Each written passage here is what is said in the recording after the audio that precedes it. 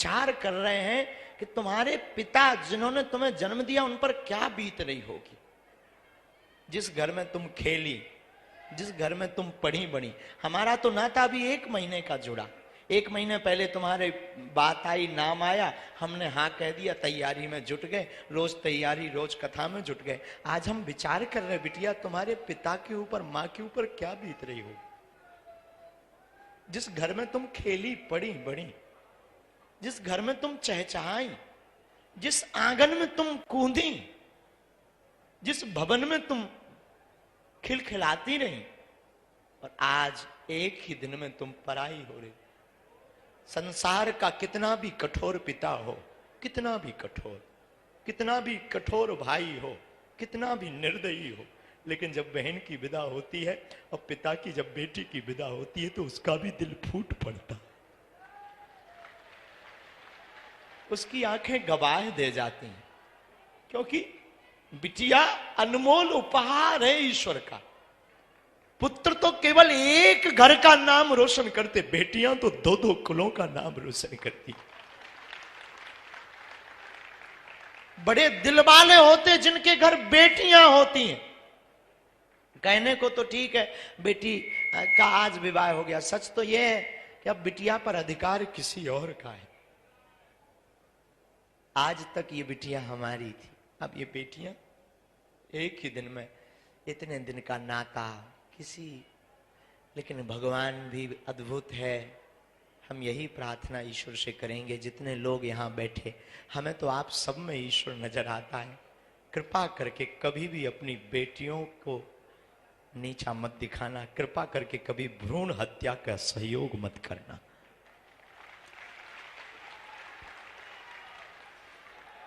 पुत्र एक घड़ी पिता के लिए नहीं बेचैन रहता। रात को 2 बजे पिता काम करके आवे, थक करके आवे, बहुत मेहनत करके आवे, नौकरी करके आवे और बहुत ज्यादा मशक्कत करके आवे, पुत्र नहीं एक घड़ी उठता है। पर बेटी कितनी भी थकी हो, कितनी भी बीमार पड़ी हो, वो चहक करके उठ करके दरवाजा खोल देती। पापा पापा कहो तो मैं रोटी बना दूं।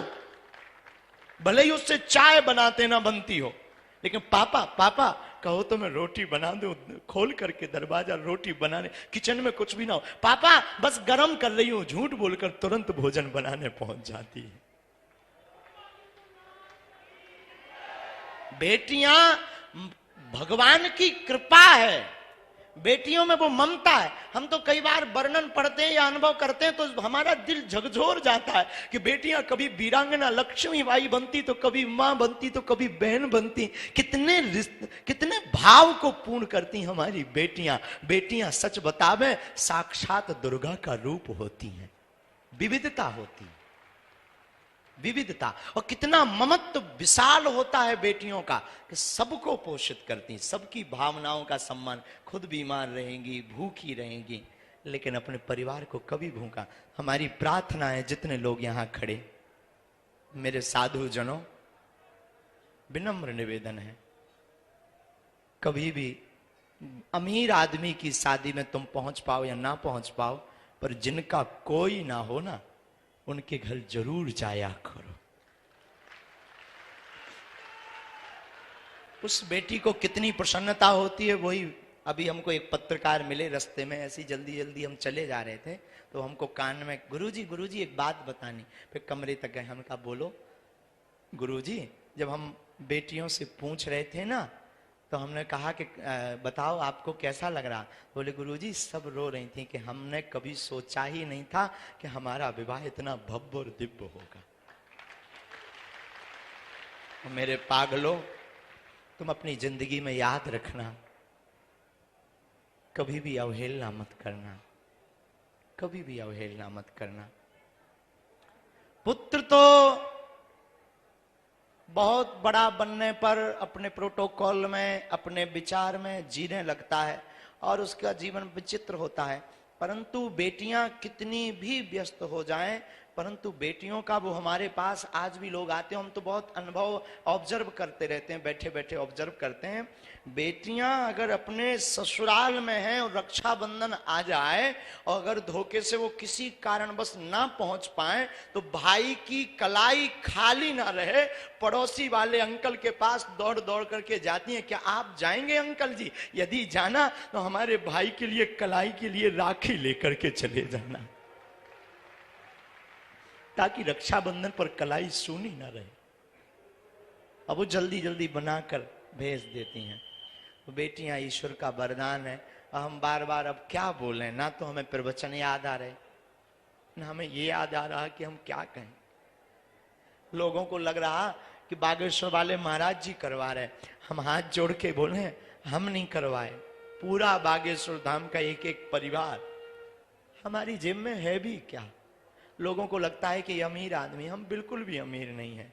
लोगों की भावनाएं हैं। कोई आया तो एक 54 साल का व्यक्ति था, उसके कोई संतान नहीं हो रही थी, पुत्र हो गया, बोले गुरुजी कुछ देना है, सहयोग ले लो। 2 महीना पहले हमने कहा अगर पैसा लेंगे खर्च हो जाएंगे, तुम एक करना, हमारी बेटियों का विवाह हो रहा, एक एक फ्रिज दे देना बेटियों को। खत्म, बस हो गया, उसका काम हो गया, हमारा काम हो गया। तो आप लोगों को लगता होगा, पर हम ये आपको महिमा मंडन करने के लिए भी नहीं बता रहे, हम आपको इसीलिए बता रहे हैं कि आप भी अपने जीवन में जितनी खुशियां बटोरना चाहते हो बटोर सकते हो, पर खाकर के खुशियां नहीं बटोर सकते। दुनिया को, दीनहीन को खिलाकर के खुशियां झोली में भर सकते हो आप।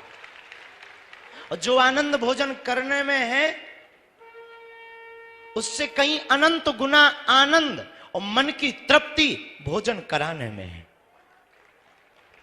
और महापुरुष इस बात को बहुत बलीपूर्वक जानते हैं।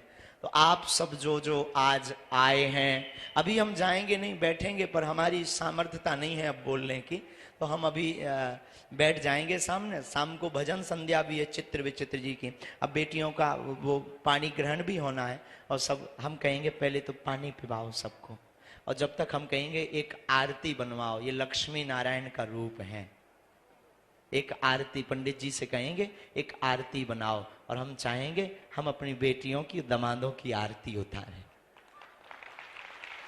तो जब भी बने ना आ जाया करना है। हम तो ऐसे मूर्ख हैं, पागल हैं, पर जैसे भी है तुम्हारे धर्म के पिता है, तो जब भी मन करे तुम्हारा तुम चले आना। और हम तो ये भी करेंगे, अगर जब तक 2-3 घंटे में हो जाए ना, इन बेटियों के लिए एक ऐसा पास बनाओ कि ये कभी भी हमसे मिल सके। एक सील से कट होकर तुरंत, जब तक अभी भावर पड़ेगी ना बेटियों की, तब तक एक एक पास बनाओ। और अगले साल हम फिर कहते हैं, अब हमें पता नहीं बालाजी क्या करवाएंगे, अगर सबका सहयोग रहा, हमारे पास तो कुछ है नहीं, लेकिन बालाजी ने चाहा और बागेश्वर धाम के एक एक पागल ने चाहा, तो अगले साल 125 बेटियों का करेंगे। करेंगे पक्का। 25 तो गुरुदेव हो गई इसी वर्ष। अच्छा हो गई, 131 कर देंगे। हाँ? हमारा जी से ये कहना चाहते हैं कि आप बहुत अच्छा काम कर रहे हैं। जिनके भाई है, माँ बाप है, सब कोई है, फिर भी उनके भाई साथ नहीं देते कभी कभी। जैसे हमारे भी 3 भाई हैं, पर हमारे कोई सपोर्ट में नहीं थे, पर महाराज जी ने हमारा साथ दिया। हम इसका हमेशा धन्यवाद रहेगा हमें, और हम हमेशा बागेश्वर धाम से जुड़े रहेंगे। जय जय महाराज। बिटिया के लिए खूब ताली बजाओ, खूब जोर से बजाओ, क्योंकि इसका साथ आप लोगों ने दिया ना।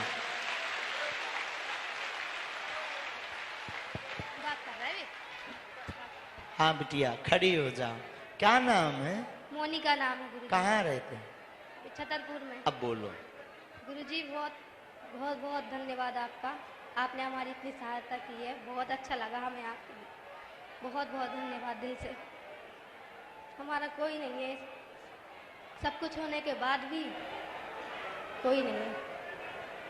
हमने तो आपसे बस विनती की है कि हमारे गुरुजी हैं बस। वाह,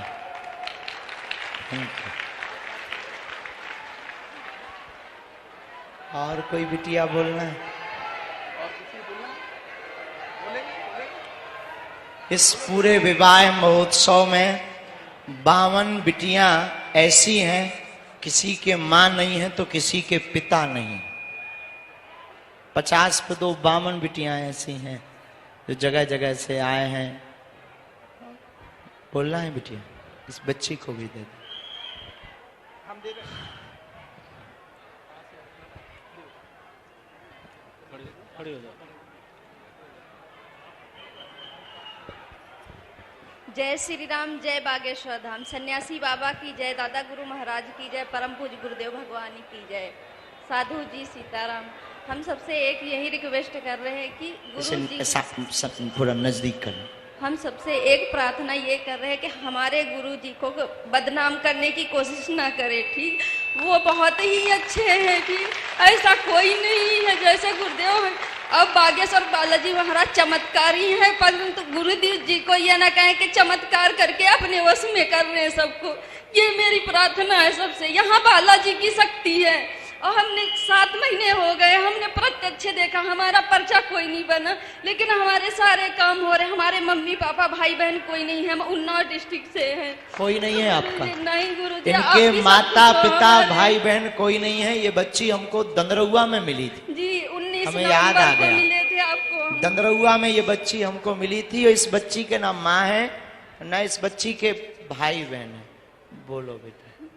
तो हमारी यही हाथ जोड़ के प्रार्थना है सबसे कि हमारे गुरुजी को कुछ भी मत कहो, उल्टा सीधा बदनाम करने की कोशिश न करो। यहाँ बालाजी महाराज की कृपा है, हमारा कोई पर्चा नहीं बना है, लेकिन हमारे सारे काम हो रहे हैं। जितना हम परेशान थे, हमारे माँ बाप कोई नहीं थे, हमें अंतरात्मा से इतनी शांति है कि हमारे सब कुछ वही है, गुरुजी और बालाजी महाराज। बस जय श्री राम, जय बागेश्वर धाम।